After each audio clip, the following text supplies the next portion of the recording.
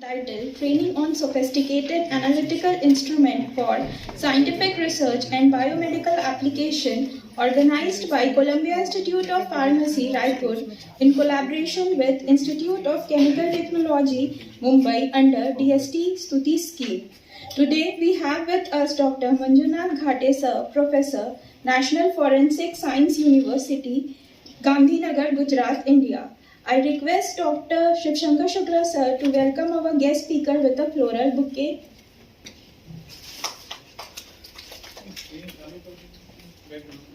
Welcome you, sir.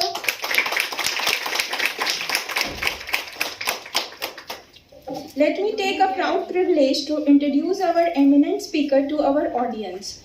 Dr. Manjunath Ghate sir is currently working as Professor, National Forensic Science University, Gandhinagar, Gujarat, India. Sir did his PhD from Karnataka University, India, and postdoctoral research from National Dongwon University, Taiwan, and Chengwon National University, South Korea. Sir has 22 years of teaching and research experience. His primary domain of expertise are the field of design and synthesis of new molecular for cancer, TB, and diabetes. Adding to his credit, Sir has several publications, published paper in national and international journals of repute. With these words, I request Sir to deliver his deliberation. Please, Sir.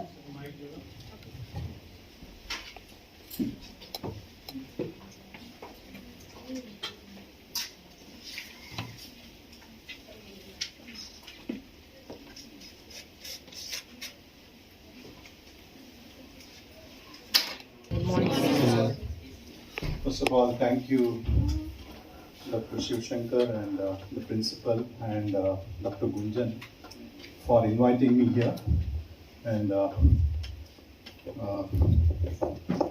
nice hospitality also.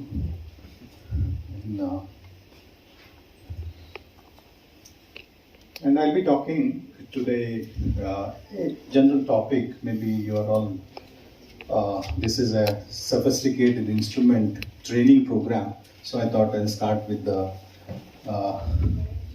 instrumental method, one of the instrumental method we forgot to use, or maybe it has a lot of applications, and we'll just go through that, and maybe if we have time, I'll also talk about my research area.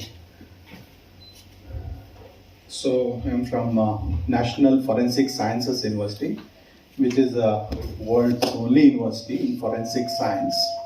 And we are located in Gandhinagar, and we have several campuses now. Now already we started campus in Bhopal, Tripura, Ghate, then Goa, Delhi, and other academic campuses we started in Pune, Manipur, and several such. And we have a mandate to start around 32 campuses in India. Mostly all the states will be having the National Forensic Sciences campus, and not only in India, in abroad also. And it is also the institute of national importance, like IIT and IM. It started in 2009 by our Honorable Vice Chancellor, Dr. J.M. Vyas. He started as a Gujarat State Forensic Science University when our Honorable Prime Minister was the Chief Minister of Government of Gujarat. There he started this. The idea of starting this National Forensic Sciences University, that time it was Gujarat Forensic Sciences University, is that there is no availability of manpower in the area of forensic science. So, our Prime Minister is a visionary. He thought, why can't we start a university? So they started that. They took a director from the Forensic Science Laboratory as a Vice Chancellor of this. And slowly it has started. Yeah. And in 2018, our Chief Minister has become the Prime Minister of the country, and he thought in national, because the main idea of this is to identify the crime, fraud, fake things, etc. So they bring all the disciplines. We have 13 schools now. School of Engineering, School of Pharmacy, School of Cyber Security, School of the Computer Science, School of Forensic Science. Such 13 schools are the School of Law. So bring in all the experts from a different area, and they come into this, and they slowly convert as a forensic scientist to identify the fraud, crime which is happening, and all the fields it is required. For example, in pharmacy, I am Dean of Pharmacy, and in pharmacy there are fake medicines, there are counterfeit drugs. So who will identify those drugs? There is a requirement of forensic scientist. So same way in cybercrime, you all know about cybercrime, how much it is increasing nowadays. Internet, the scams in the credit card, banking, all these things. It's a huge area, and crime rate is increasing day by day. People are coming with the new ideas, new mobile or new application to find out the password or something like that. Who will identify those things? Even police people, they cannot identify unless they have the knowledge about this. Same way in pharmacy also. So this university is working on that area, how to find out these crimes, or how to, maybe in the case of pharmaceutical, find out easy devices. And narcotic is also another area. We have a center of excellence in narcotic. So narcotic crimes also, you know, NDPS. So how much is happening in India. So find out those things. What are the easy method to find out? Developing those methods, research in those areas. So all those things are under the area of forensic science. So a lot of opportunity. This is a campus we have at National Forensic Science University. And this is our university in Gandhinagar. It's a main campus now. And as I said, we started many such kind of campus. Okay. So coming back to the topic. So as I said, IR is a very important tool to identify. Initial identification you want to do, then you have to go for the IR, infrared spectroscopy, right? So it's the wavelength range. If you talk about IR wavelength range, it starts from after the visible range, 0.8 micrometer to 200 micrometer. You find in different books different wavelengths which are given, but normally we take broad wavelength, 0.8 micrometer after the visible range. Visible range is 800 nanometer. It is converted, micrometer is 0.8 micrometer to 200 micrometer. And in the IR range, it is divided into three different regions. So that is near IR, mid IR, and the far IR region. So you all know this, you studied many times. So can you tell me what is near IR region? I said 0.8 to 200. Which is near IR region? 0.8 to? 0.8 to what?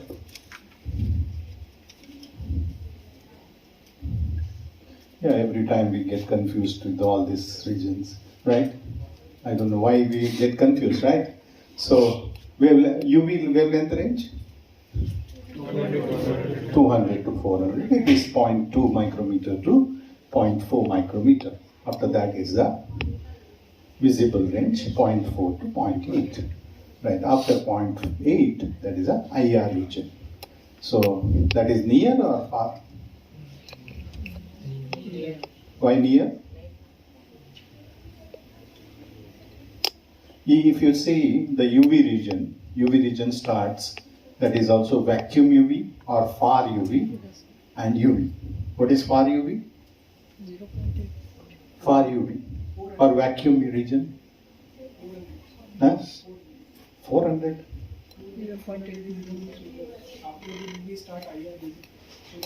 No, I am asking about UV region is divided into two, right? You 1 week seminar, maybe somebody talked about UV region. UV region starts from 200 to 400. So that is a UV region. Which is a far UV region? 400 to 400 is far. 400 to greater than 400 is far, sir. After 400 it is visible region. Huh? 200? 200 and some region you should say. 10 to 200. 10 nanometer to 200 nanometer. It is a far UV region. Or it is also called as vacuum UV region. Why vacuum? Why it is called as vacuum UV region? You studied the electronic transition, right? What is that? Huh? Huh? What kind of transitions are there? Electronic transition. Sigma to sigma star, pi to pi star, n to pi star, n to sigma star. 4 types of transition. Which is a higher energy transition out of that? Sigma to sigma star. Which type of compounds? Alkenes. Single bonded. Wherever sigma bond is there, it is undergoing the sigma to sigma star transition. So, alkanes, all these saturated compounds, right? Carbon-carbon single bonds. They are sigma to sigma star transition. It is a high energy transition. Where is the high energy? 200 or 10 nanometer? 10 nanometer is a high energy. So, sigma to sigma star transition you find between 10 to 200 nanometer. Right? So, if you take the compounds like alkane, methane you take, and you want to measure the sigma to sigma star transition, what happens? What happens? Can you do it? You need a special instrument. That is called as vacuum UV instrument. Why vacuum UV? The range is vacuum. No, it is not range, because oxygen can also absorb. All the single bonded O2, they also can absorb in this region. So you have to remove all the oxygen, make it vacuum. Then you can find carbon-carbon single bond. Otherwise, normal instrument you can't find. This is, we are not doing this in pharmaceutical compounds. It is maybe for going for a higher kind of research they want to do in saturated compounds, they go for the vacuum UV. There is also an instrument called vacuum UV because oxygen also absorbs in this region. We don't want oxygen to absorb in this region, right? So that is 10 to 200. What did we say? Vacuum UV or far UV. Why it is far? See, if you say Raipur is far from here, market is far from here, right? Then why? Distances is far. From where? From this place. From this place, right? So now you tell me from where this far UV come? Huh? UV range से far है? हाँ. V. Visible region में क्या होता है? Vigor. Vigor, right? 7 colors. So violet region. First letter क्या होता है? V. From the violet it is far. It is far from the violet region of the visible spectra. That's why we call it as far. So 200 to 400 क्या हुआ? उसके हिसाब से 200 to 400 क्या हुआ उसके हिसाब से? It is near. So UV region can be divided into near and far UV. So now will you forget this? See, that way you have to learn, right?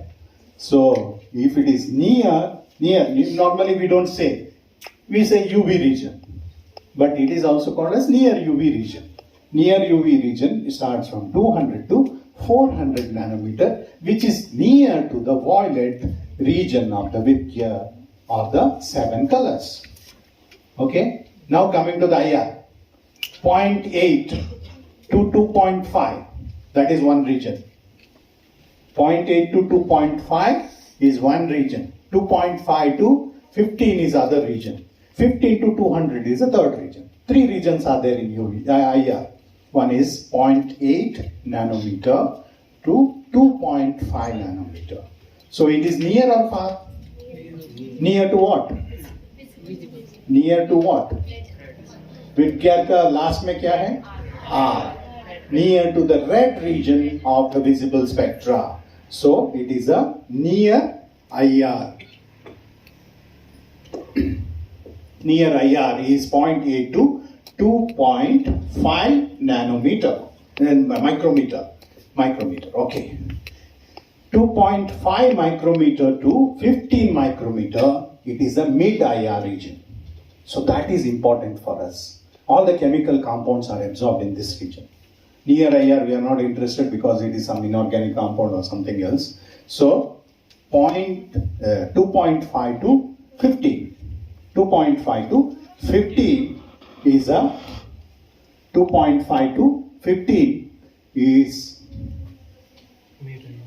mid IR region.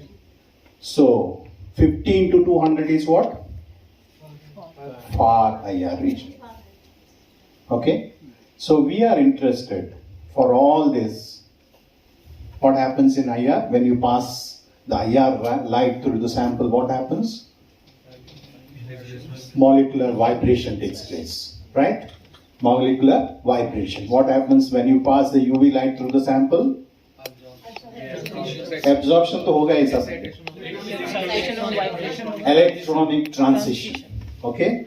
From the electrons from the lower energy move to the higher energy, that is called as an electronic transition. What happens when you pass the microwave? You know, electromagnetic radiations which starts from the gamma rays, X-rays, all these things, right? What happens when you pass the microwaves? Vibration. Spinning of molecules. Why microwave? Microwave हम cook करते हैं, microwave है. High energy. What is the principle? These are principles. UV principle is electronic transition, ground state to the higher energy state, and IR principle is a molecular vibrations. Vibration can be stretching, binding vibrations, asymmetric, symmetric. All this vibration takes place there. And microwave में क्या होता है? हाँ? Molecular vibration तो IR में बोल दिया. No. Rotational, molecular rotation. Rotation takes place. So the plus and minus, the charges, it rotates. That's why we can cook faster, because there is a rotation. So the plus and minus come together there, right? Because of the rotation. When you heat normally, these changes are not taking place. When you pass this microwave radiation, there will be rotation so that the attractive fields come together, right? That's why the reaction takes place faster. And radio waves? Next is radio waves. Yeah, spinning of the nucleus. It acts on the nucleus, right? So excited state to the in the nucleus, which takes place there, right? So these are the regions, and we know the principle also now. So we are interested in the area of mid IR region, which starts from 2.5 micrometer to 15 micrometer. Okay, this is the wavelength. We talked about the wavelength, right? But IR spectra देखा तो ये तो दिखता ही नहीं. We don't see this 2.5 to 15. Okay, now we'll break into small. So in this region, we have again divided into two. 2.5 to 15 is divided into two. 2.5 to 7.5 micrometer is called as functional group region. 2.5 to 7.5. 7.5 to 15 is a fingerprint region. So where is the energy? More energy? Imagine. Energy and wavelength. They are inversely proportional. So you are increasing the wavelength. 7.5 to 15, more wavelength. lesser energy. So where is energy? More energy? 2.5 to 7.5. So what happens here? I said there are two types of vibration. One is stretching. Change in the bond length. Bond length may become small or big. Carbon-carbon bond lengths become small, like a spring. That is stretching vibration. And other one is change in the bond angle. That is bending vibration. Right? Change in the bond length requires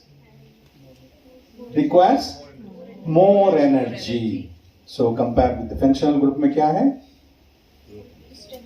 Stretching, more energy. So stretching requires more energy. Bending requires less energy. Bending. So you understood. 2.5 to 7.5 is a stretching vibration, and it is for the functional group. So we can identify a functional group. What is a functional group? OH, NH, CH, everything is a functional group. Right? So you want to identify a functional group. There are exceptions, but most of the functional groups you find between 2.5 to 7.5. And 7.5 to 15 you find fingerprint. That is a bending vibrations. Bending. There is a change in the bond angle. Change in the bond angle. Okay? Clear? So, go to the next. So, we identified where exactly. Now, we don't see what is a IR spectrum, x-axis and y-axis, what it is? Transmittance versus wave number. अभी तक हमने बात किया wavelength. Wavelength is a distance between two crests or maximas or minimas. It's a distance. Now we need to convert into wave number. Why wave number? Why can't wavelength? UV में हमने देखा wavelength use किया, visible में भी हमने देखा wavelength use किया, but IR आते हैं, we know 2.5 to 7.5 or 50 it's a wavelength. Why not wavelength? किसने बोला wave number यूज करने के लिए? It's about vibrations of frequency. We need to number of vibrations. 2.5 to 750 is a wavelength. Why didn't we use wavelength? Wavelength use करना था ना? As per all the UV and visible हमने wavelength use किया. ज़्यादा है, मतलब? We can use, but sometimes it creates confusion. And when we choose the wave number, it is directly proportional to the energy, so we can better correlate with the. No. I mean, where do you find OH stretching vibration? 3300. 3300. So 3300, right? If I tell you OH is 2.53 and NH is 2.54 and CH is 2.56, can you remember all these numbers? If I say 3300, you'll remember. 3100, you'll remember. So to make it a big number, remembering is easy. After the point, remembering is difficult for anybody. 2.51, 2.52, 53, 54, 54, 56. I said, we can't remember. So we need to convert into a big number. So for our convenience purpose, they said, instead of using wavelength, use a wave number. What is wave number? No. U is equal to 1 upon V. But as a definition, what? Number of waves per centimeter. So wave number is per centimeter, right? So now you have to convert. 2.5 का कितना होता है? How much is 2.5? Wavelength? 400? 1 divided by 2.5. 2.5 in micrometers. Now we are talking about centimeter. So micrometer to centimeter. So 1 by 2.5 into 10,000.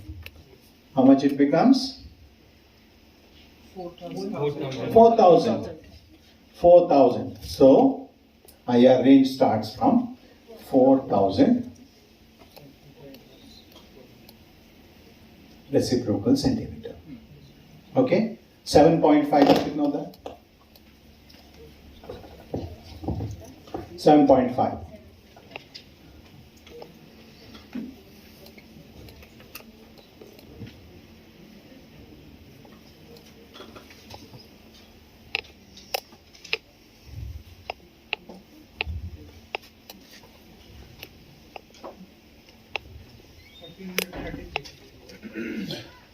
$1,333.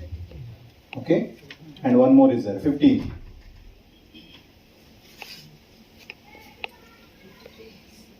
Huh? 666. So the actual range is a functional group region is 4,000 to 11333. That is 1,333. And from there 1,333 to 666 is a fingerprint region. And now the question comes, functional group we know, all the functional groups and the stretching vibrations absorb in this region. That's why we call it as a functional group region, right? And what about fingerprint region? Why it is called as fingerprint region? You have studied this, right? Yeah.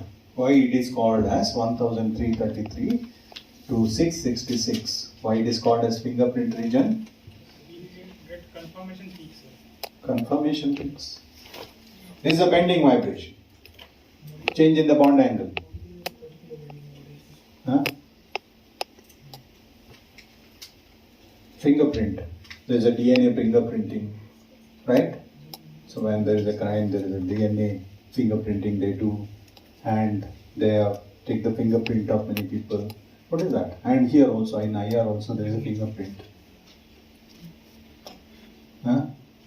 How it helps fingerprints? So there is a small change in absorption band. Huh? Small change? Small specific change in there. No. Absorption band. So your fingerprint is different from mine, right? So no two people here take the fingerprint. They are not same. They are not same, right? You agree with me? Yes. So that's why police take the fingerprints of many people and find the who has done the crime, right? Fingerprints. Same way in IR also. There's no two compound will have the same fingerprints. No two compound in the world will have the same fingerprints. Right? If they are same compound, then they will have same fingerprints. So how easy to identify two compounds are same or different? What you need to do? You have to take the IR. How much time it will take? Just 5-10 minutes. If the 10 white powders are given to you, ask you to find out whether they are same or different. But only remember, you have to check between 1,333 to 666. Don't check somewhere. Okay, only that region you check. You overlap, exactly it will be overlapped. If they are same, exactly they will be overlapped. If they are different, okay. So can we differentiate enantiomers patients? Yeah, we'll come to that. Okay. So you can find the enantiomers we can't differentiate by IR. Enantiomers will have the same properties, right? Yeah. So the fingerprint region will help you to identify. What are the other methods? If I give you 10 white powders, ask you to find which are all same. What are the other method you will go for? TLC. One is a TLC. You find out the TLC, and if the RF values are different, so that is. And here you can record it exactly, and you can prove it. TLC also. Sometimes maybe the you may not be identifying They're two different, it's very close, peaks are very close. Then you go for the IR. IR will tell you this spectra is there and you can prove it. This is the thing. They are different. So we are not using it at all. It's a very important application in IR, right? Many times you go for whether you do the TLC, you find out, scrape it and do all the things. You do also IR and find out they are same or different compound, right? So this IR has the main example people give. If you look into the many, it starts 1940s, the IR they developed. The cholesterol, which was steroid, carbon double bond O, right? Carbonyl peak. They took 20 years to identify. 20 years. What was the test? What they were doing? They were doing number of tests. Those time IR was not there. How they used to start? Test for nitrogen, test for all these tests they carry out, unsaturation, test for aromat, then they go for the functional group test, aldehydes, ketones, everything. But IR, when IR came, it was so easy to identify. They found out there is a carbonyl peak. C double bond O is there. Right? So it has taken 15 minutes. So IR made a revolution. Now because there are better methods are available, you just directly go to mass or NMR or something. But IR also is a initial stages. It will give lot of, and every college you have find IR. Right? It's not a very expensive instrument also. Maybe 5 to 10 lakhs you get the IR and you can do it. IR is easy to do, but NMR you require lot of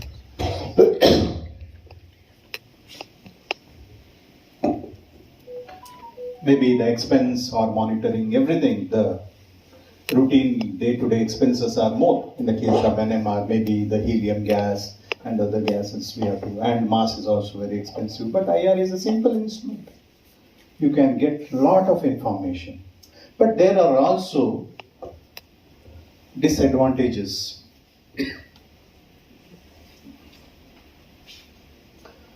Yeah. So you know that. So these are the applications of IR. Maybe you can add some more in this also, pharmaceutical, forensic, food, anything. You can identify the functional groups and you can identify quantitative analysis also. Sometimes you can do polymer, you can check those things by IR, right? This you know, environmental analysis, you can do it. Okay.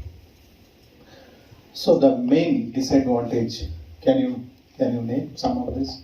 IR, where you can't apply IR. Those compounds which are the homomoleculars, which is O2 and IR active compound required. IR active compounds are required. Rarely you find inorganic compounds. Carbon dioxide, one of the asymmetric, or maybe most of them are active only. IR active compounds. those compounds also which is like vacuum movement. Organic. Inorganic you find, right? So those compounds which have vacuum movement is zero. That's what he said. IR active compounds. Any other? Moisture sensitive. Moisture sensitive. Okay. Okay. Anything else you find difficulty not identifying in IR? Huh? Overlapping peak.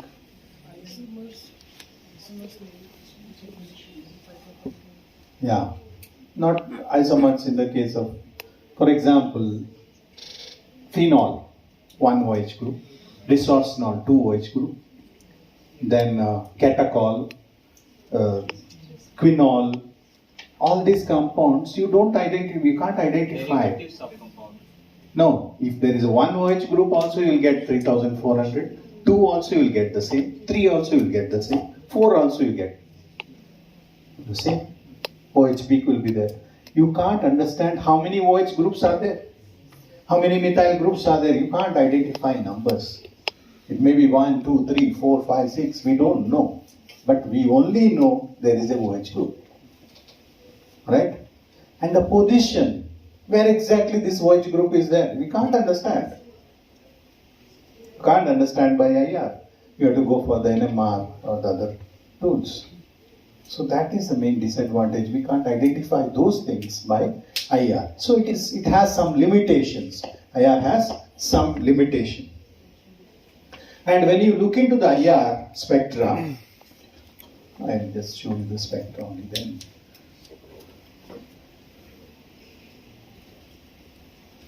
Then you can, yeah, here is the spectra, okay, yeah, we'll make it here. Yeah, here is a spectra, something like this, like percentage transmittance versus wave number. Why percentage transmittance? That also we did not discuss. UV, when you do the UV, what is UV spectra? Absorbance versus wavelength. Absorbance versus wavelength, you get a hump like thing and you say lambda max value, right? And you look into the top. ऊपर देखते हैं ना you maybe. NMR what? Delta versus intensity. And you look up to how much is the intensity. छोटा है क्या बड़ा है? It is a resonance integrated to 3 protons, 4 protons. You can understand how many protons are there by looking at the intensity. So you look up basically, right? But when it comes to IR, are you looking up? Mass also you look up, right? Base peak kaun sa hai, ye peak kaun sa hai, M+1 kahan hai, right? But when it comes to IR, you are looking down. You are looking down, right? So you can see the values there written there. 3000, 2999 or something like that. You look down. Why? What's the reason?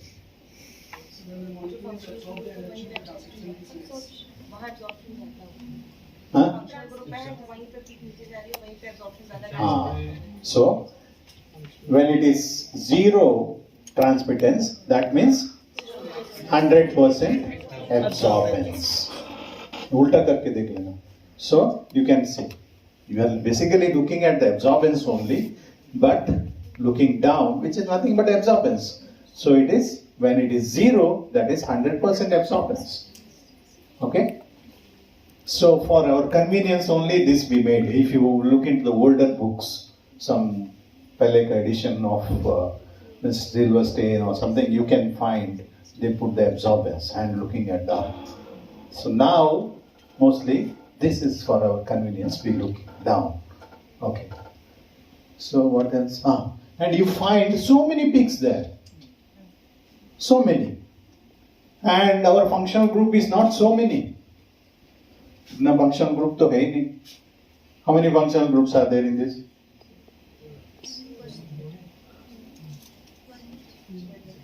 CH, CC, carbon-carbon single bond, that is also functional group.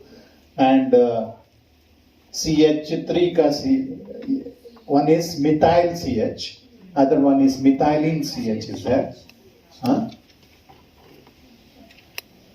Methylene is CH2 and other one, third one is a methine. Methine is CH. CH, and CH2 that is CH and CH3 that is methyl. So there are 3 different types. So that is how many peaks are? 3. And carbon-carbon single bond 4. 4 functional groups are there. But you look into that, there are several peaks. That chota so many are there. Then the other one is also so many. So how do you, what are these peaks in IR?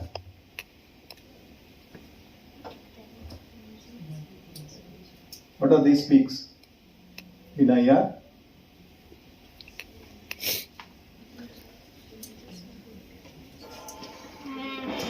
Where is it? We are going back on.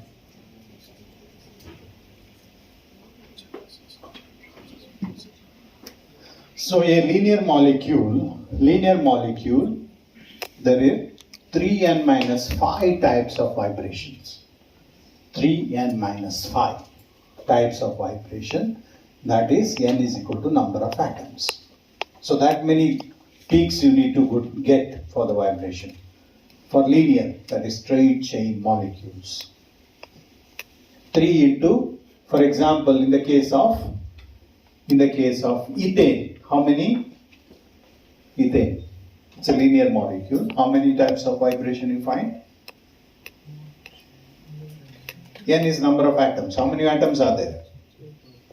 C2H6. 8. 8 into 3. 24 minus 5. 90 vibrations. So each vibration you will get the peak.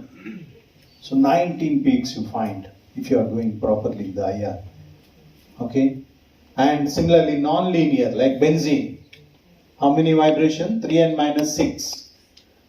So C6H6.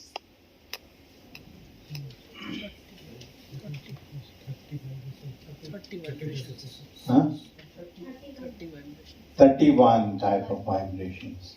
So that you find. And other than this, overtones. Because of the big peak, you will have very small peak. That is called as overtones. And combination of tones, that is big and small. Combination, one more small peak you get. If you count all these peaks, you find so many peaks there. Right? And Fermi resonance. So combination of overtones and the other vibrations you find.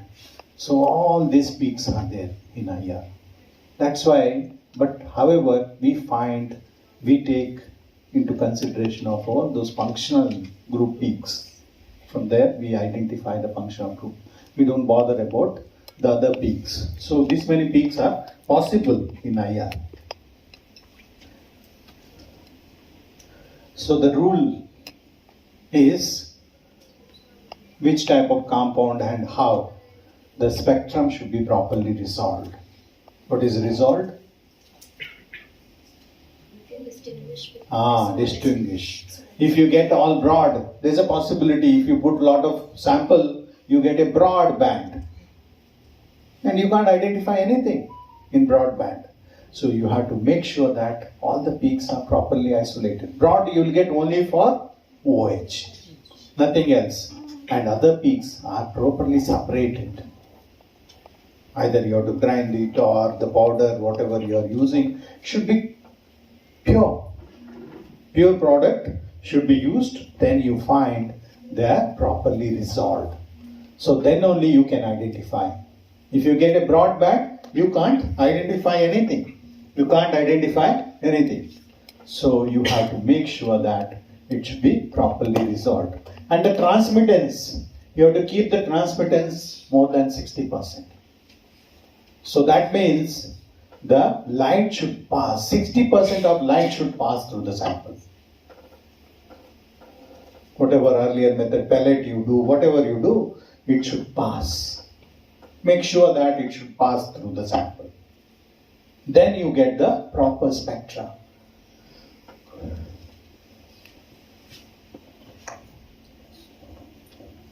And identify method. Earlier new job method, or now there's no difficulty in identifying all these things. Which method? So KBR we used to have. So we need to specify, because KBR it should be nullified, right? And instrument also properly calibrated. All these things you need to know, right?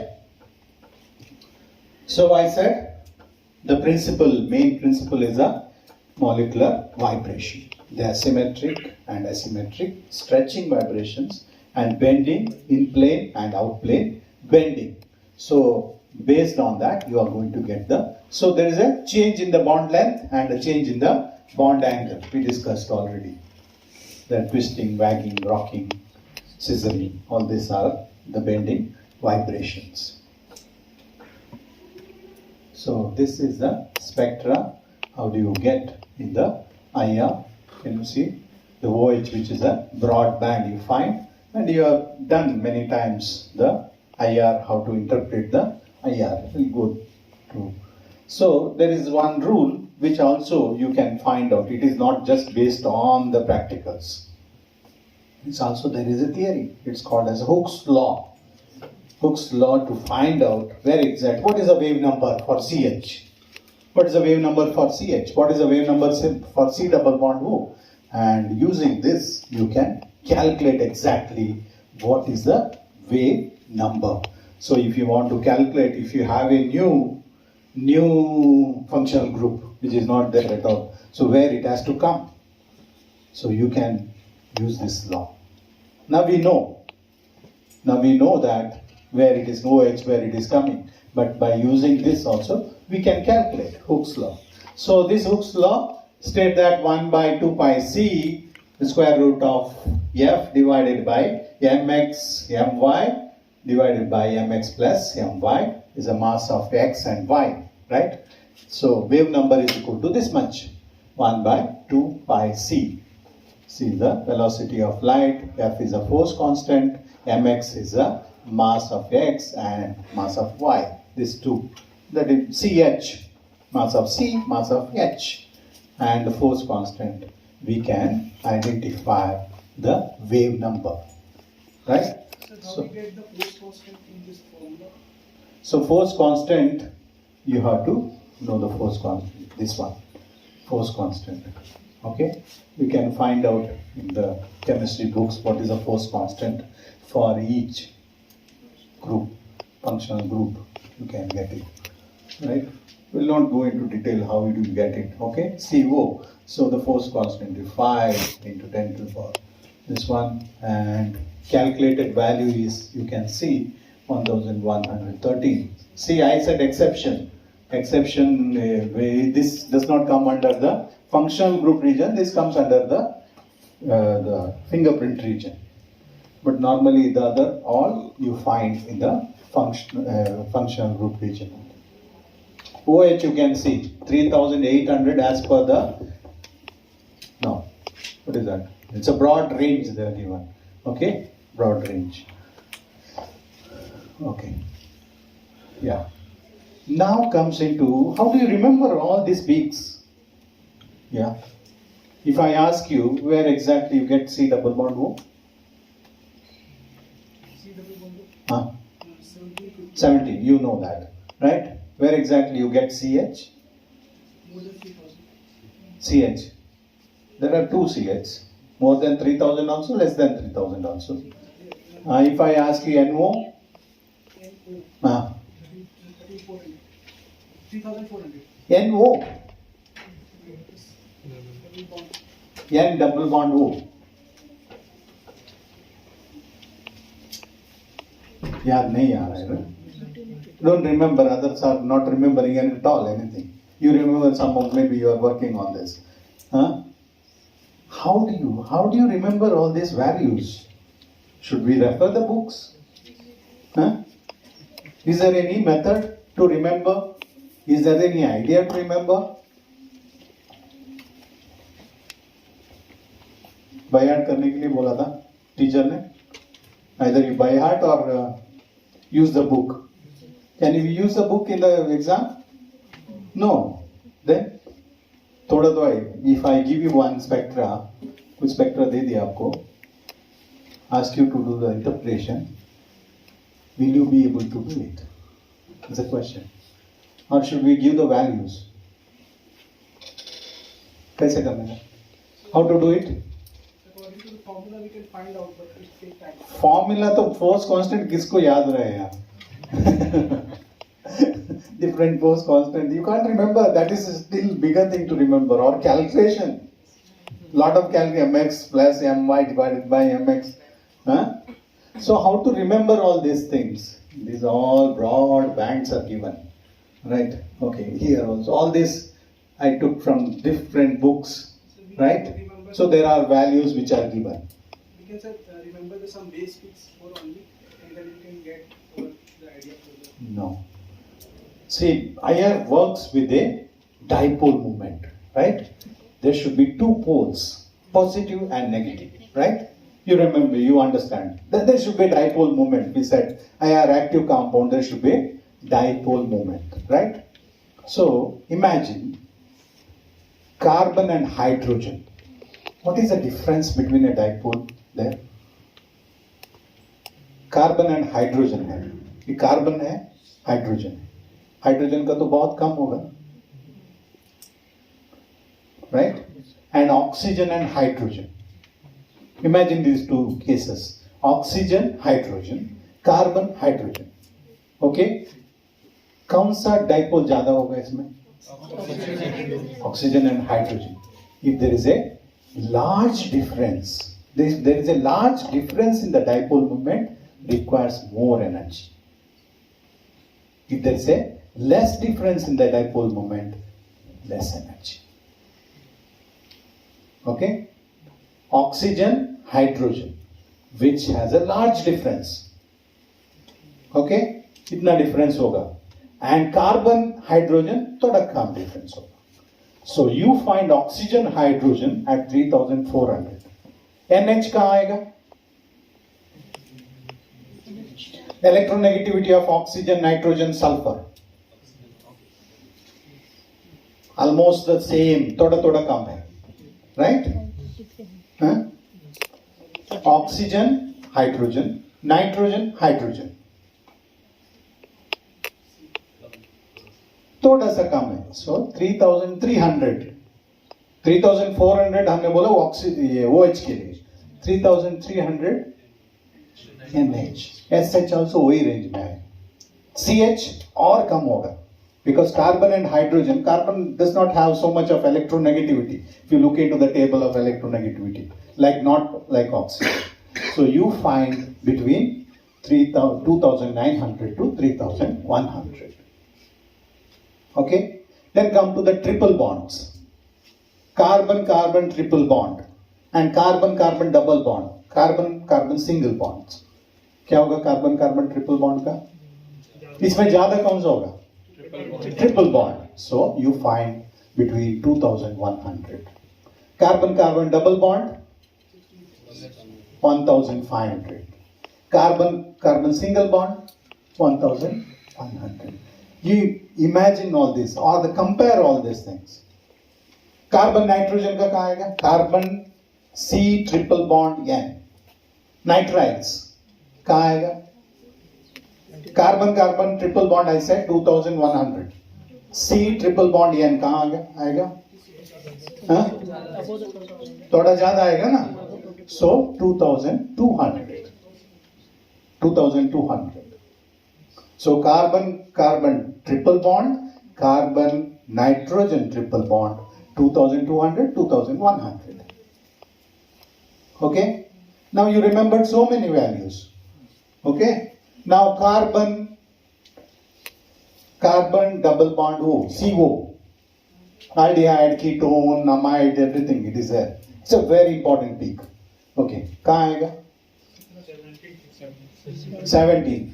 C double bond C कहाँ बोला था हमने? 1500. So C double bond O कहाँ आएगा? C double bond N कहाँ आएगा? C double bond N उसी के नीचे आएगा. C double bond O से थोड़ा नीचे, that is 1600. 1500 is for C double bond C, 1600, 1650 तक जाएगा. N double bond O कहाँ आएगा? Difference you see, nitrogen oxygen कितना difference है? छोटा सा difference है, 1500, 1550 maybe, which is similar to C double bond O, N double bond O. Okay? Then what else? Which peaks are there? CH. What else? बोलो कितना भी peak? OH हमने बोल दिया, NH, CH. OH is highest, next is NH, then is a CH. C double bond C, C double bond N. Then C double bond C. ये क्या हुआ? हाँ, C triple bond, C triple bond, C triple bond N. Then is the region C double bond and C double bond C. Then this is the region for C single bond O, CC, CO, CN.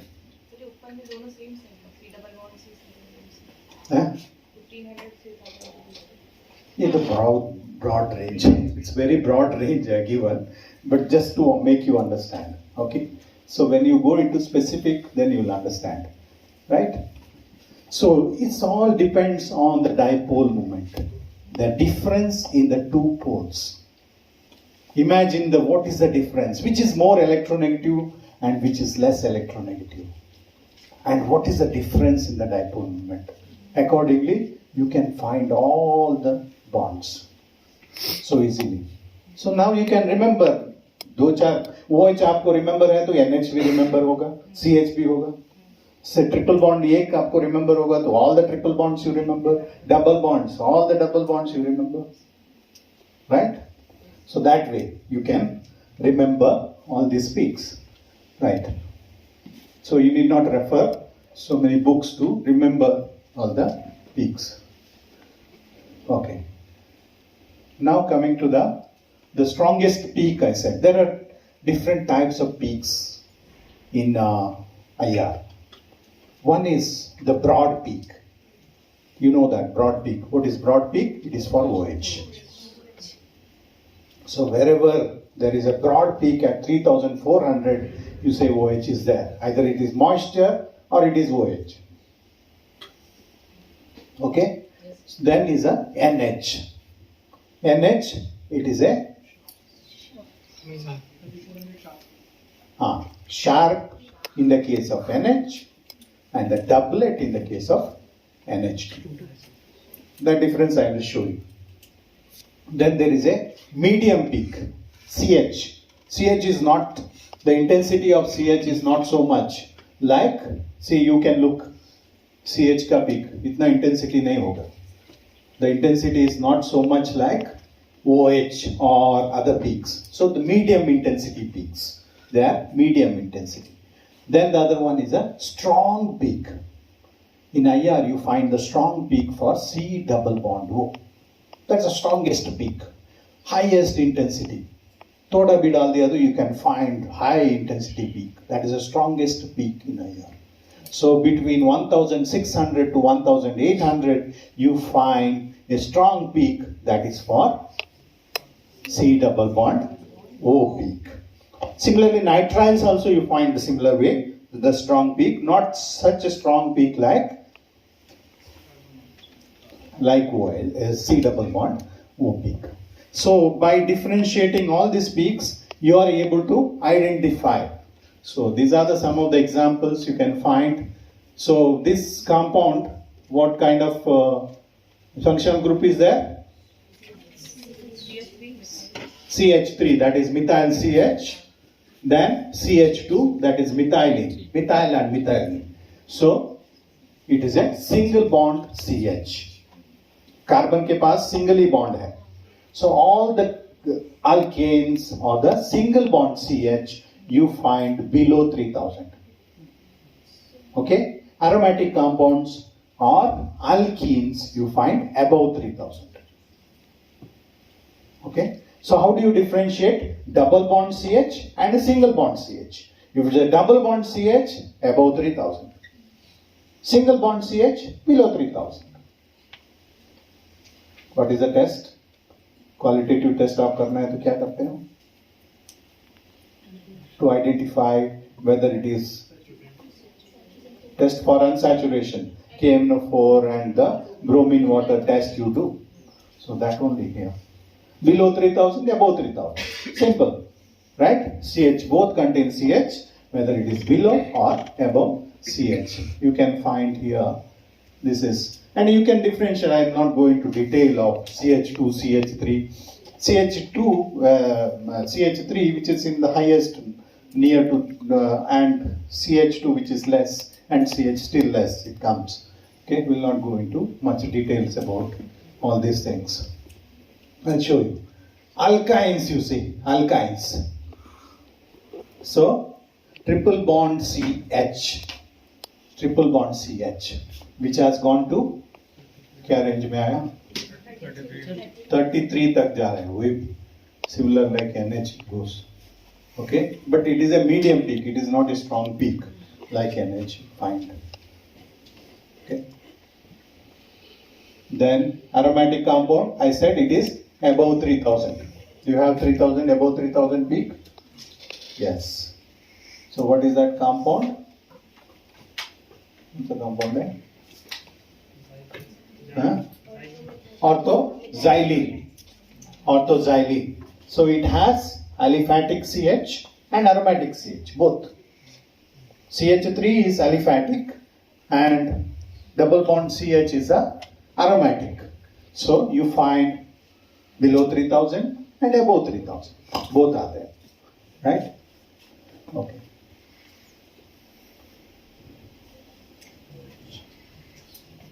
Phenols, OH, you can see the OH. It's a broad band. Where do you expect? 3400 region. You have that. Right? Right. Anisole, OCH3. We find OC. OC is 1264. 1000 CO peak. Right? Ketones. Now coming to the carbonyl compounds, or we call it as a carbonyl stretching. C double bond O. So which all type of compound you have? C double bond O? Aldehydes, ketones, carboxylic acid, esters, anhydrides, or that's all. Acids, carboxylic acids, acid chlorides, acid fluorides, acid halides. Then what else? Amides. Amides आपने नहीं बोला. Amides. Then phenol में ये penicillin में क्या है? Lactams. Beta lactam. Lactams. Then lactones. Lactones कहाँ पे है? Coumarin. All these compounds has the lactones. Quinols. The cyclohexanones. Right? So this compound, this type of carbonyl stretching vibrations are in so many compounds. So many. Mostly half of the chemistry is in this. Aldehydes, ketones, esters, amides, amide, carboxylic acid has halides, amide, the lactones, lactams, so on, so forth. Right? If you have 10 billion compounds in the world, 5 billion is this only, which is related to carbonyl stretching vibration. So that's why it is very important. It's a very important peak. Right? It's a strong peak in IR. Strong peak in IR, and anywhere you can identify this peak. You can see 1750 in this case. It is a carbonyl. So the range starts from 1600 to 1800. We can differentiate very, very easily. We can identify where aldehyde is coming, where carboxylic acid is coming. And if there are, for example, some compounds you will find, like acetyl aspirin, you find two C double bond O groups, and you get two different peaks there, two strong peaks. One is for the ester and one is for the carboxylic acid. And you can differentiate, there are two different functional groups. So the range between 1600 to 1800. How do you understand this? Which is 1800 and which is 1600? And which is 1700? How do you get it? That is a... So we should be able to identify the functional groups. Here is a slide which shows that. So R is a substitution. G is a group. Like if you put OH as G, it becomes carboxylic acid. If you put Cl, it becomes acid chloride. If you put NH2, it becomes amide. If you become OC2H5, it becomes ester. Right? So G is a functional group, right? So what happens if G is withdrawing group, electron withdrawing group, and if the G is electron releasing group, based on how much it withdraws the electrons, based on that it requires more energy. If it withdraws the electrons, what happens? If G withdraws the electrons, the polarization in O, oxygen has lone pair of electrons there. This lone pair of electron moves to the double bond. What happens? This double bond becomes triple bond. Imaginary triple bonds. Double bond requires more energy or triple bond require more energy? Triple bond requires more energy. So it becomes very strong double bond. It is have the character of triple bond. So where do you expect? Energy come in ज़्यादा 600 or 800? 800. Wave number and energy directly proportional. 1800 has more energy. So it requires more energy. So it absorbs in the 1800. If it is strongly electron withdrawing, then more energy. You can see the values which are given. So Cl, if it is Cl, 1785. And if it is fluorine, you see. Fluorine, you see. 1000. 1800. 69. It has gone to 69. 69 has more energy. Right? 1869, more energy. If it is COF, because F is strongly electron withdrawing compared to chlorine, it has gone so up. Right? So up because more energy. You think about energy. Electron, strongly electron withdrawing group, more energy. Less electron withdrawing group, less energy. If it is electron releasing groups, then less than 1700. Right? See the other. What is that? Bromine.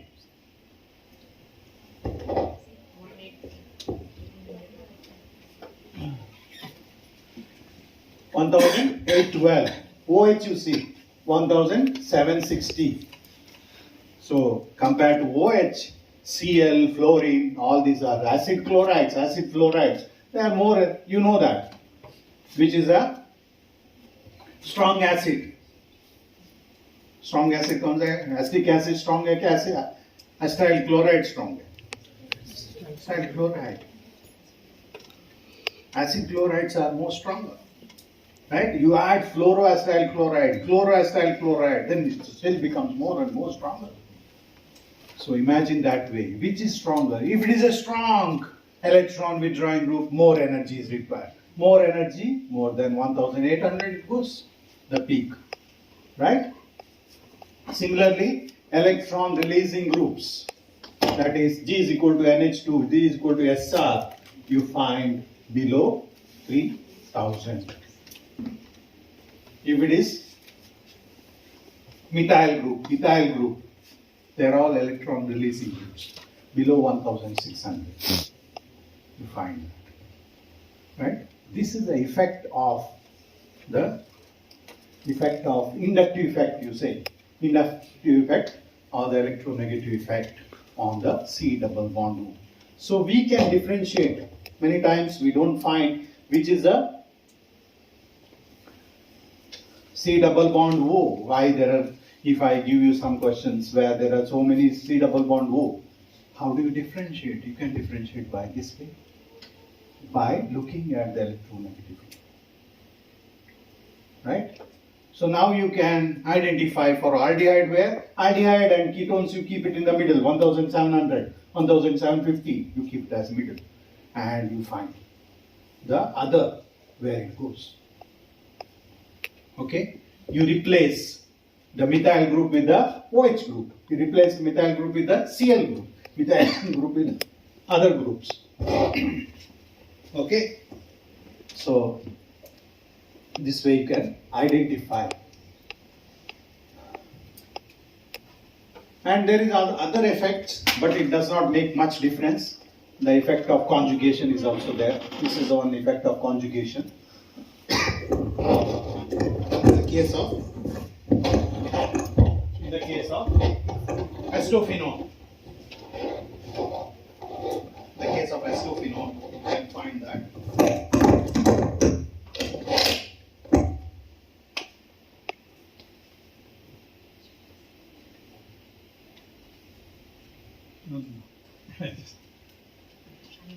So in the case of acetophenone, you see acetone and acetophenone. Acetone, what is the structure of acetone? CH3, C double bond O, CH3. That is acetone. And this is acetophenone, C6H5, COCH3. And because of the conjugation, you find 1000, what is the CH group? CO double bond O. Where is it? 1685. So in the case of acetone, it will be 1700. And this has become to minus 50. Minus 50 in the present conjugation. What happens? What conjugation does? Imagine. Conjugation क्या करता है? I did not talk about the. You distribute the electron into the chromatic ring. Here. So I said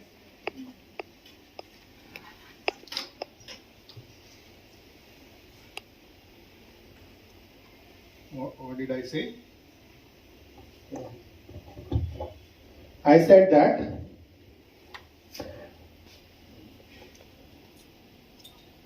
the double bond character, in the case of double bond character, which is chained to imaginary triple bond if there is an electron withdrawing group. Because oxygen, which has a lone pair, which releases to the double bond, makes it triple bond. Okay, what is opposite? In the case of electron releasing group, what happens? The double bond character क्या हो गया? Single bond. The double bond, the polarization, it becomes a imaginary single bond. Single bond का energy कितना है? Double bond से कम. So इसलिए वो कम में होता है. So less than 1700 you find for the electron releasing group. Okay, same way in the case of conjugation also you can find the same way.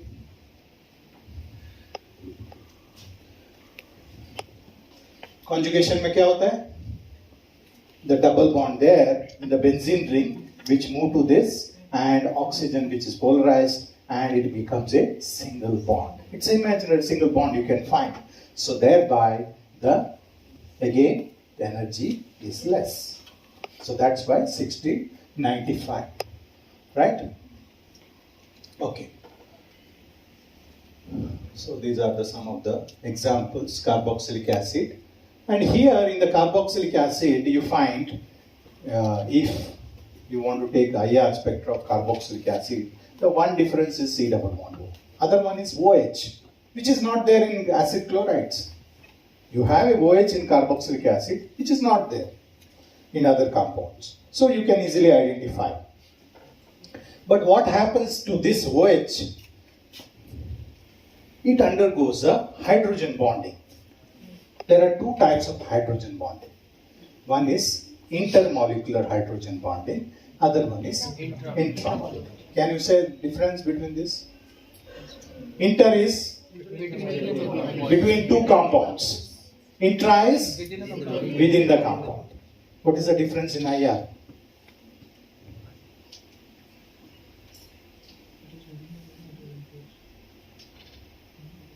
What is the difference? There is a hydrogen bonding in both cases, intra and inter. Right? Between two molecules, there is hydrogen bonding. Within a molecule, like salicylic acid, Within molecule, there is hydrogen bonding. What happens? Within molecule will not vanish. It will be there. If single molecule is there also, within molecule it will be there. In the case of intermolecular hydrogen bonding, you make it single molecule. अब single molecule बना दो.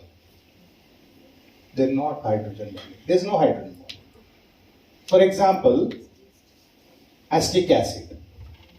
Okay? Acetic acid, there are so many molecules of acetic acid which undergo the hydrogen bonding between. And if you make only acetic acid, single molecule of acetic acid, there is no hydrogen bonding. How to make it single?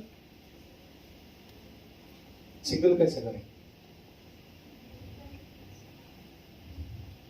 एक ही molecule of acetic acid का IR ले लो, there is no hydrogen bonding. Sure, no? If you take only one molecule of hydrogen bonding, the IR spectrum of only one molecule of hydrogen bonding, there is no hydrogen bonding. You agree with me? Yes. Because there is no other molecule, only one molecule is there. How to make it only one molecule? How? How? You can make it. You take the spectra of acetic acid, okay? आपको hydrogen bonding दिखेगा, broad band दिखेगा. Go on diluting it. Dilute करो. Dilute करते जाओ. Unless until आपको single molecule आना चाहिए. तब तक डाइल्यूट करो. तब ये ब्रॉड बैंड निकल के जाएगा, becomes sharp band. But sulphuric acid आपने लिया, डाइल्यूट करते जाओ, क्या होगा? सिंगल मॉलिक्यूल है तो भी hydrogen bonding is there, because within a molecule only there COH and OH which becomes hydrogen bonding. You can't, if you dilute also, you get broad band only. But in the case of acetic acid or any other compound, you go on diluting it till it becomes single molecule. So you are reducing the proportions. Okay? So it takes a lot of time. Right? You can't one go, you can't do it. You have to take it again, the spectra again. So that is the difference you find. Make it single, intermolecular, you become sharp band when you dilute it. Then amides 1650, you can get that. Esters, you can see the spectra of esters, where it is 1771, right? C double bond. Amines, yeah. Amines. CO is 1679, right? And NH2, you can see NH2. The spectra is not so good, but if you take properly resolved spectra, you can see the double bond there. Doublet, we call it as doublet. Doublet only in IR also we call, not only in NMR. The main peak is divided at the towards end. That is NH2. That is NH2. So you can differentiate NH and NH2 by IR. NH will be single. NH2 will be like this. Nitro compound, you can see. I asked you. N double bond O, 1552. Right? So why? Because the electronegative differences are very small. Sulfur compounds. Yeah. These are okay. Okay, I'll talk only the main things. Yeah. Yeah. Here is one problem. You can work it out. There are peaks for this compound. Can you identify all these peaks? A, B, C, D, E.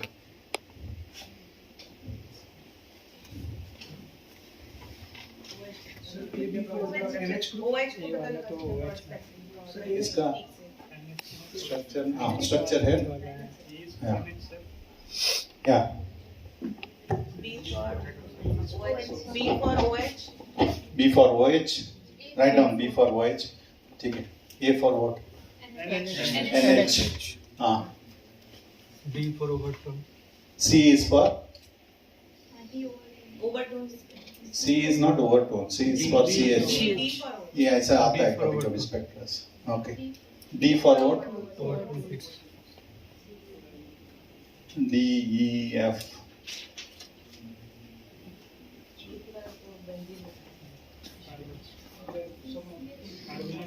C double bond O is there, right?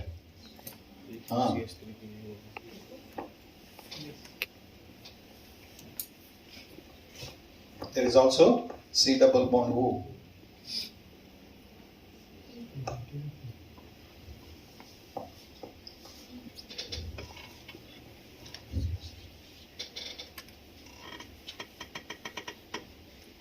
Here is the answer, we can just go through. A is NH, right? B is OH. And CH, C is CH. And D is aromatic overtones, okay. Then C double bond O for amide. Aromatic, C double bond C. NH bending, NH bending, aromatic, C double bond C stretching. Okay. How about this? Most of them are right, I think. Here you can find there are two C double bond O. One is carboxylic acid and other one is ester. So which is more?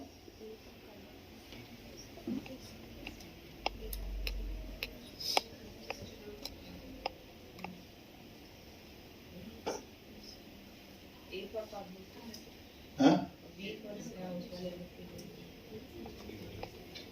A is for what? OH. You should say OH. And B is aliphatic and aromatic CH. Both aliphatic and aromatic.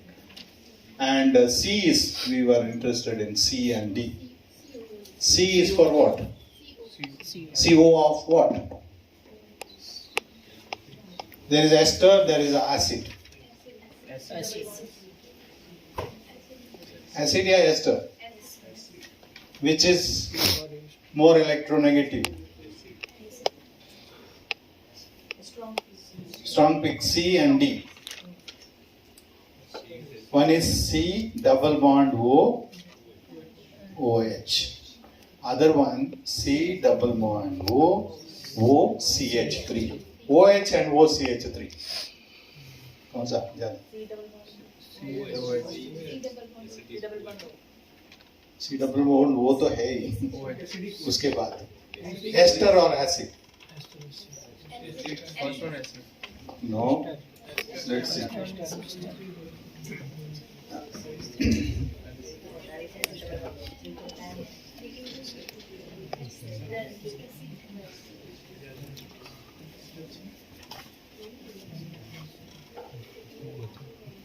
What did it say? So ester is more, right? 1757 ester. Then comes is acid. C is for ester, not acid. Right? For ester. Okay. So just leave it. Next we'll we have set some time.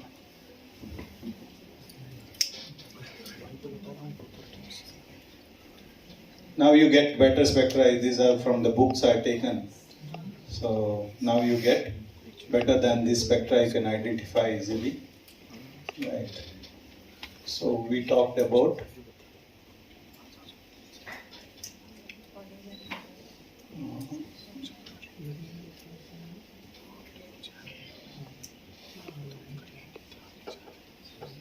these are the problems. If you want to do anything, okay.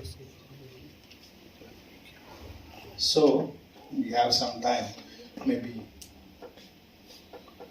I'll talk about my research work for 10-15 minutes.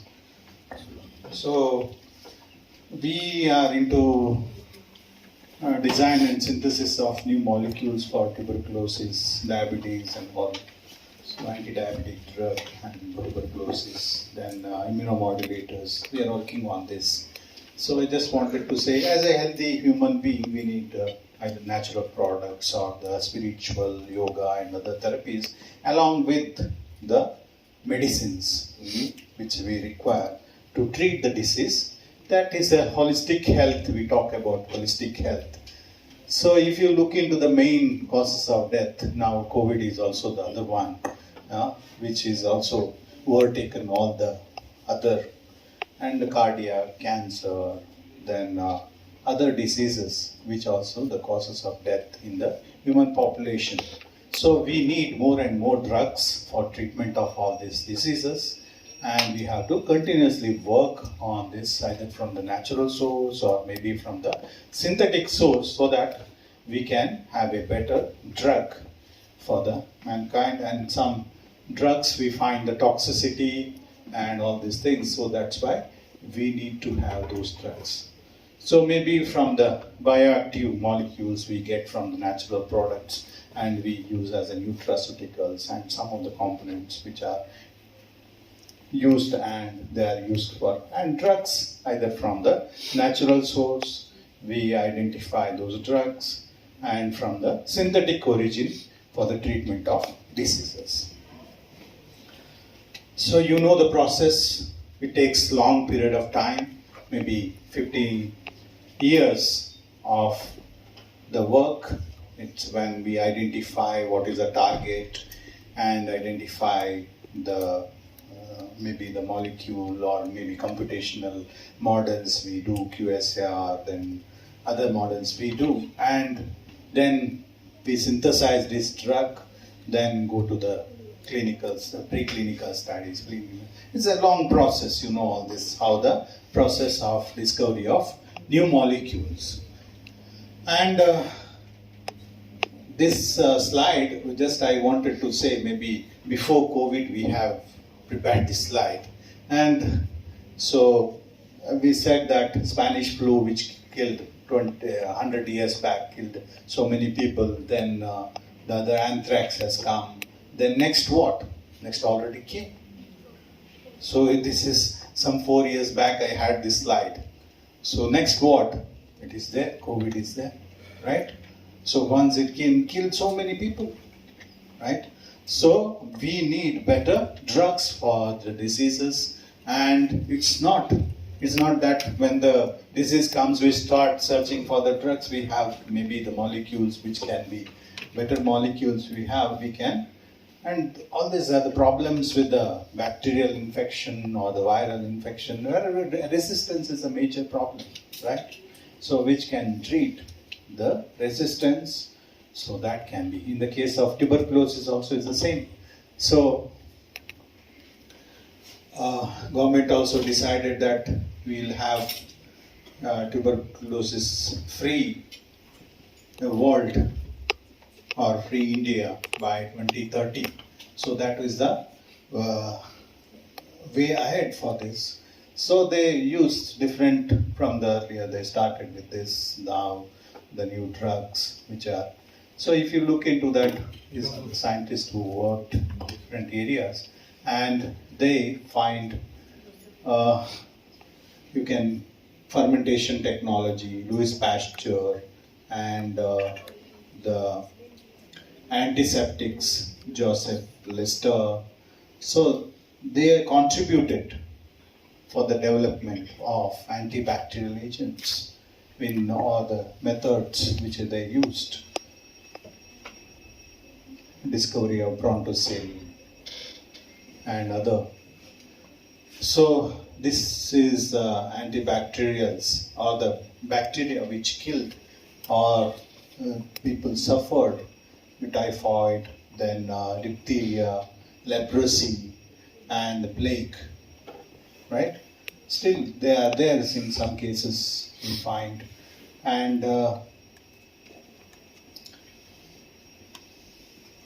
the different scientists who worked on developing this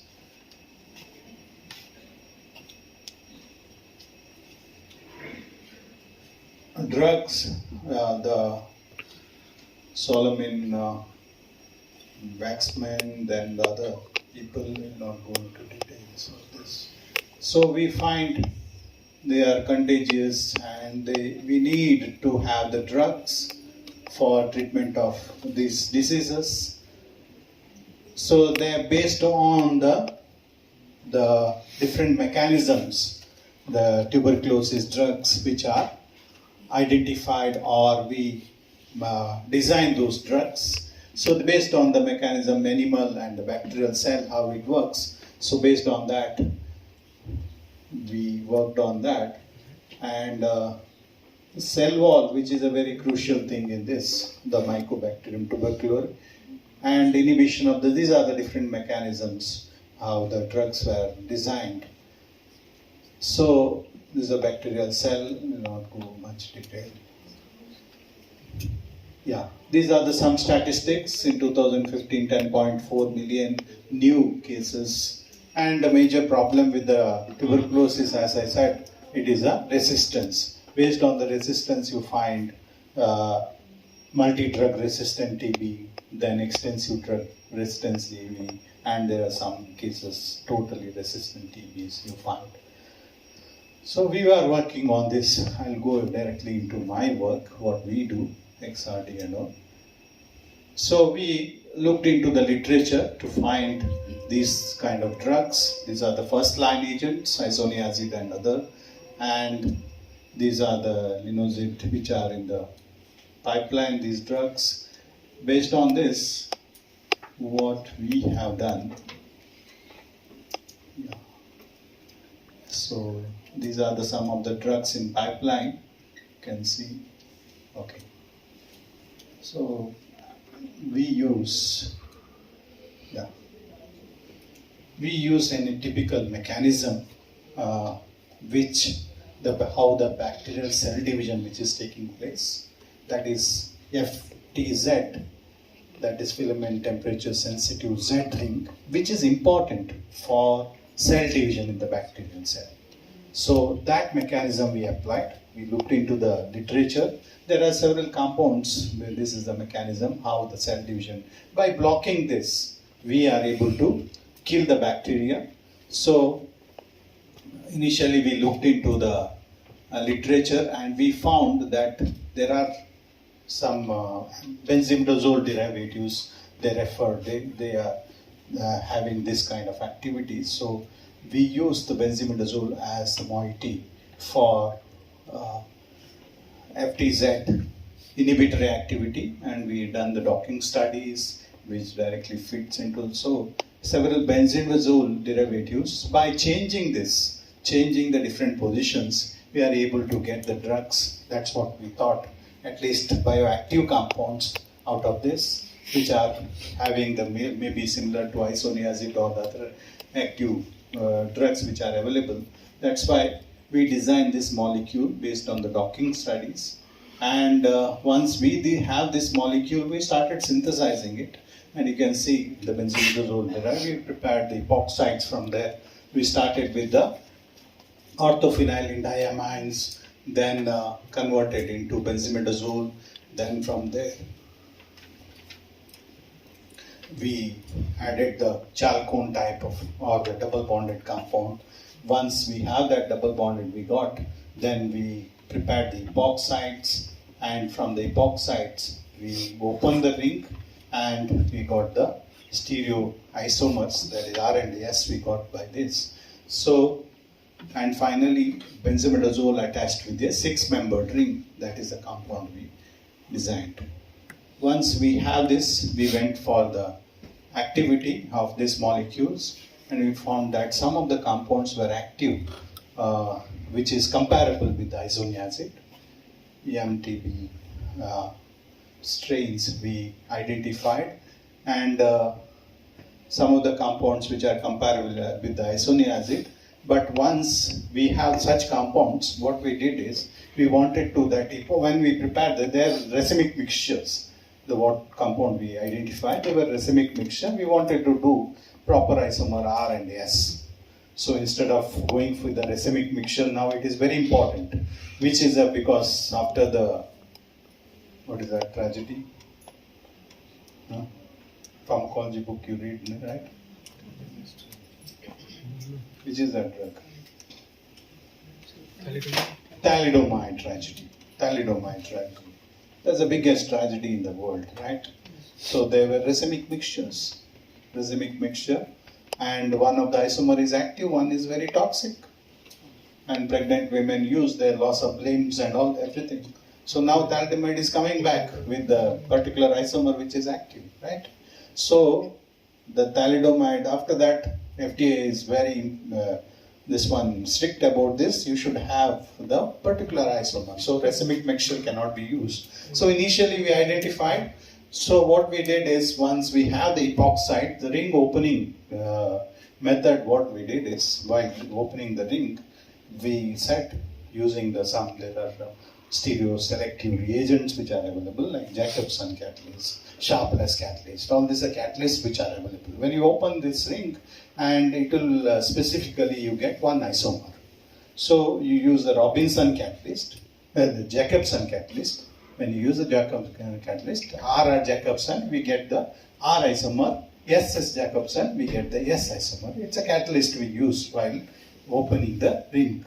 So that way we prepared the particular isomer, and then we started finding the activity in the same way, how much active, and some of the compounds which one R and S we identified and which was active. So that we did, and once we had that particular compound, now we wanted to prepare in a huge, it's not just simple one molecule we do. If you do several molecules in a short period of time, then we can find the activity. Then we looked into the method which is available for preparing large library of molecules. So one of the methods, there is a solid phase, you know that, combinatorial synthesis, parallel synthesis, and we have the compound, we put the resin, then go on doing the activity, all these things. And that was not suited for us solid phase combinatorial synthesis, because we can't monitor each reaction. We can prepare so many, but whether it is reacted or not reacted, we can't identify by solid phase synthesis. So go on doing the reaction, and final stage you open it and see whether it's formed or not. Then one more method in the literature we identified, that is the liquid phase combinatorial synthesis. It's interesting, there are only, maybe if in the world you see only 10 or 15 scientists who are working in this area. Liquid phase combinatorial. This has a very typical method we can use. So in this method, what we are doing is, we are attaching with a polyethylene glycol. Your compound, which is attached with a polyethylene glycol. So polyethylene glycol, there are different varieties are available. PEG 5000, PEG 6000, PEG 7000, and depends on the ring, depends on the chain. The molecular weight is 5000, that is called as PEG 5000, and depends on the other groups, we call it a PEG 6000. In the case of 5000, we have one OH group in the end.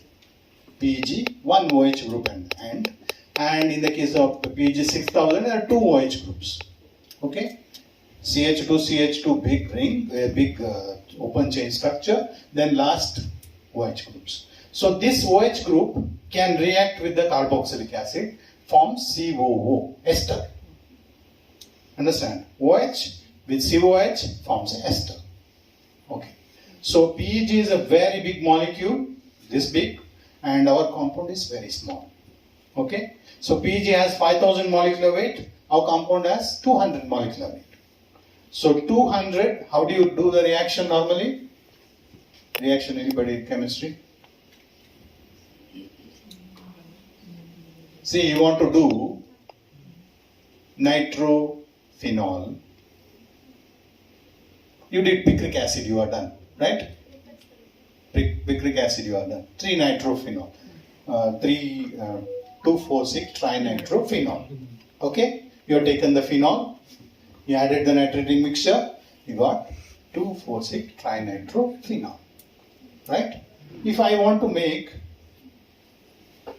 single, that is mononitrophenol, how do I make?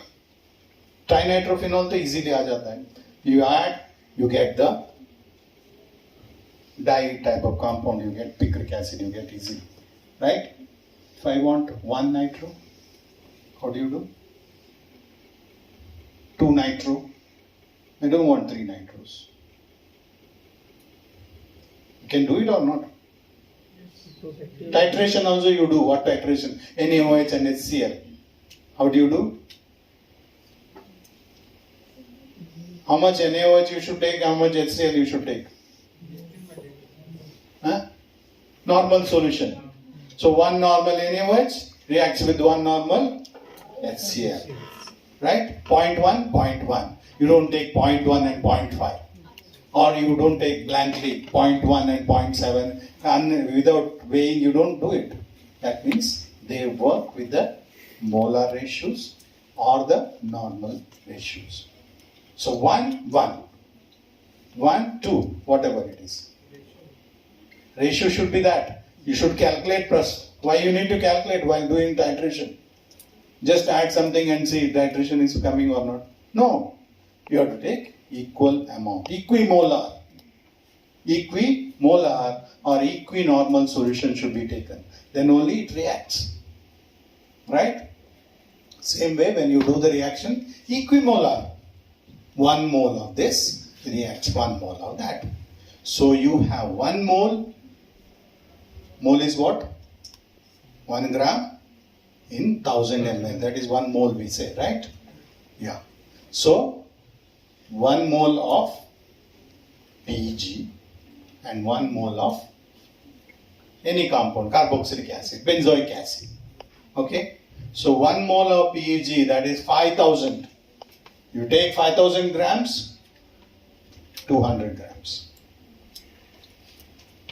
Okay? Imagine 5000 and 200 reacts and forms the reaction. The reaction happens there. You can't take 5000 and 5000 because molecular weight is small. Right? So PEG being a bigger molecule which has a 5000, we can't take 5000 and put in the reaction. We take 10 grams. We calculate accordingly. 10 gram. How much is this one? Maybe 0.2 mg or 200 mg or something it comes. 10 gram if you take PEG, 200 mg of carboxylic acid. So you react, it forms the ester. So that means PEG is attached with a carboxylic acid group, forming a ester. OH of PEG reacts with COOH, forms the ester. Okay. Now, this compound, whatever you get, the compound, which acts like PEG, which behaves like PEG, because PEG is a bigger molecule, it acts like PEG. PEG has typical properties. What is that property?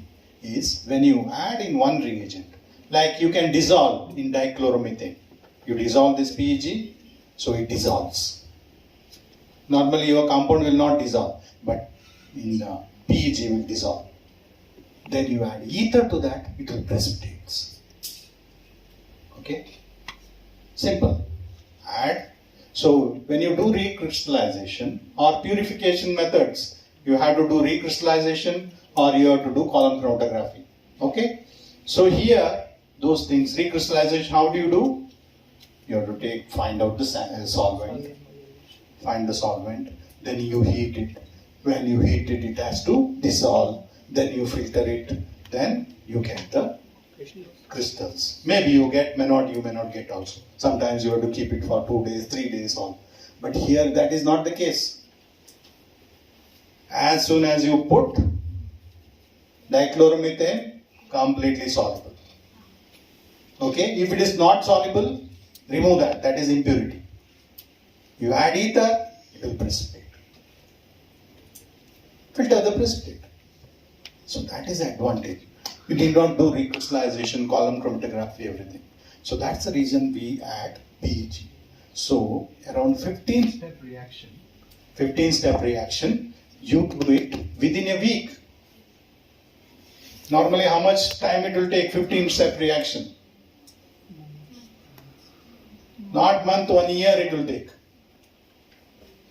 1 year it will take You take away compound A, add some reagent, it will become B. From B, C, D, E, F. It will take lot of time. By the time you go to C, your first compound is not there. Right? Everything is, you don't have to, you have done the reaction, you will understand how difficult it is to go into different steps. But by adding this, it is a simple step. You can do so many steps of reactions. And these steps also fast.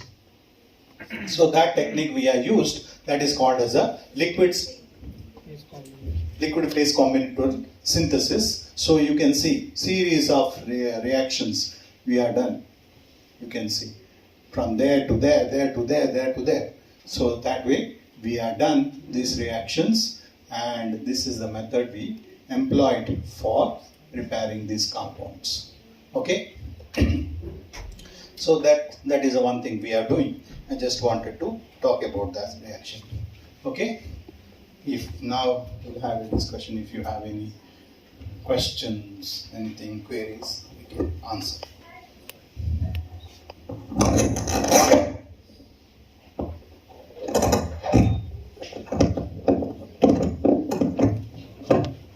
Phase combinatorial synthesis over solid phase combinatorial synthesis. Here, liquid phase combinatorial synthesis, we can separate it and we can take the NMR. In solid phase, you can't do it. Each step you can't do.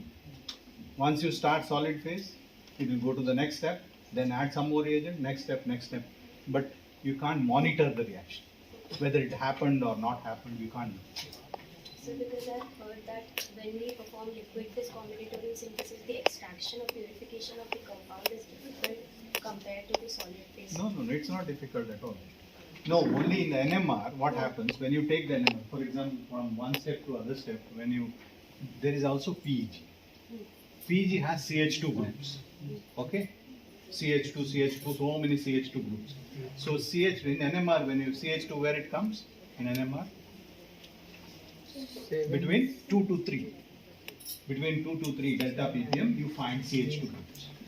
So there are so many peaks in 2 to 3, and in our compound has the aromatic ring, and you can find in 7 to 8. This is so many peaks here, and here small peaks. This small peak you identify, that's enough. So we can identify it. So if I may ask, like, why do we get a broad peak in the case of alcohol in ICT? What is the reason behind it? That is hydrogen bonding. But hydrogen bonding, as we talked about, intra as well as inter hydrogen bonding. Both cases there is a hydrogen bonding. Because of hydrogen bonding, instead of sharp peak, you get a broad band. So any molecule you take, OH is there will be definitely hydrogen bonding. Okay? So when it becomes hydrogen bonding, broad band. If you want to check the no hydrogen bonding, you have to dilute. Go on diluting it, it becomes single molecule, you don't find hydrogen bond. That would be sharp. That's a sharp band you get. Okay? Thank you. Anything else?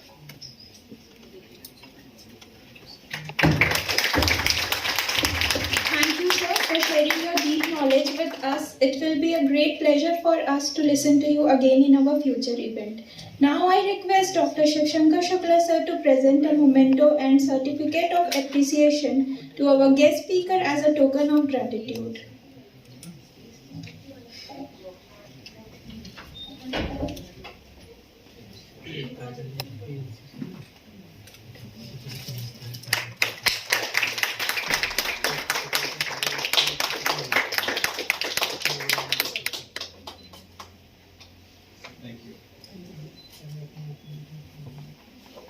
I request Dr. Shivshankar Shukla sir to continue with his lecture session. Please, sir.